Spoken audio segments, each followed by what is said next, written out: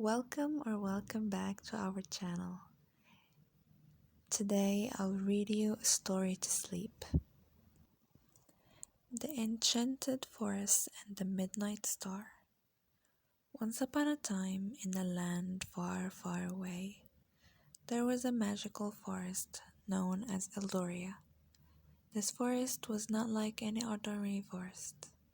It was filled with towering trees and shimmered with golden leaves and flowers and glowed softly in the moonlight.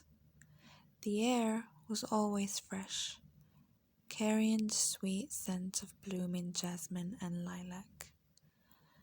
In the heart of this enchanted forest stood a magnificent tree, the tallest and oldest of them all, known as the Great Eldor.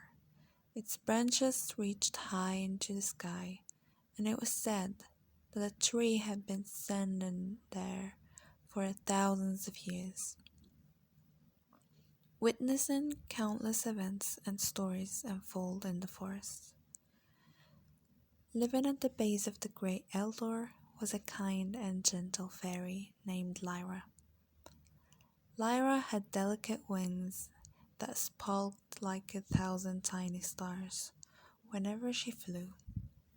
She had lived in Eldoria all her life and was loved by all the creatures of the forest. Every night, Lyra would fly around the forest, sprinkling a special kind of fairy dust that helped all the animals fall asleep peacefully. One evening, as Lyra was making her rounds, she noticed something unusual. High up in the sky, a new star had appeared. It was larger and brighter than any other star she had ever seen. Intrigued, Lyra decided to fly up and get a closer look. As she soared higher and higher, the star seemed to grow even brighter, almost as if it were calling to her. When she finally reached it, she realized that it was not a star at all, but a beautiful, glowing crystal. The crystal hovered in the air, emitting a gentle, calming light. Lyra gently touched the crystal, and to her amazement, it began to speak. "I am the Midnight Star," it said in a soft, melodic voice. "I have come to Eldoria to seek help. Far beyond this forest, there is a kingdom in great distress. The people there have forgotten how to dream, and without dreams, their hearts have become heavy and sad." Lyra's heart went out to the people of this distant kingdom. She knew that dreams were vital for happiness and well-being. "How can I help?" she asked the Midnight Star. The crystal twinkled brightly. "You must gather the essence of the forest, the light from the fireflies, the song of the nightingale, the scent of the wildflowers, and the wisdom of the Great Eldor. With these, you can create a potion that will restore the ability to dream." Without hesitation, Lyra set off on her quest. She first flew to the meadow where the fireflies danced every night. With a gentle wave of her hand, she collected their radiant light into a small crystal vial. Next, she listened for the melodious song of the nightingale, capturing its beautiful notes in another vial.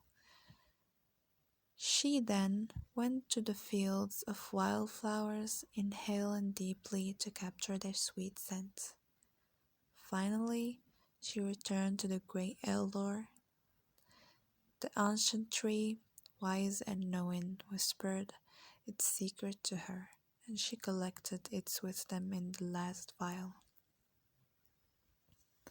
With all the ingredients gathered, Lyra returned to her home at the base of the Great Eldor. She mixed the light, the song, the scent, and the wisdom in a large crystal bowl. As she did, a bright shimmering potion began to form, glowing with an ethereal light. The midnight star appeared once more. "Have done well, Lyra," it said. "Now take this potion to the kingdom and help its people dream again." Lyra nodded and carefully poured the potion into a small silver flask. She tucked it safely into her satchel and took off into the night sky, guided by the light of the midnight star. She flew for many hours, passing over mountains and rivers, until she reached the kingdom in distress. The land was dark and quiet, and the people moved about with sad, weary expressions. Lyra's heart ached for them. She landed in the center of the kingdom, where a grand fountain stood, now dry and lifeless. Gently, she poured the potion into the fountain.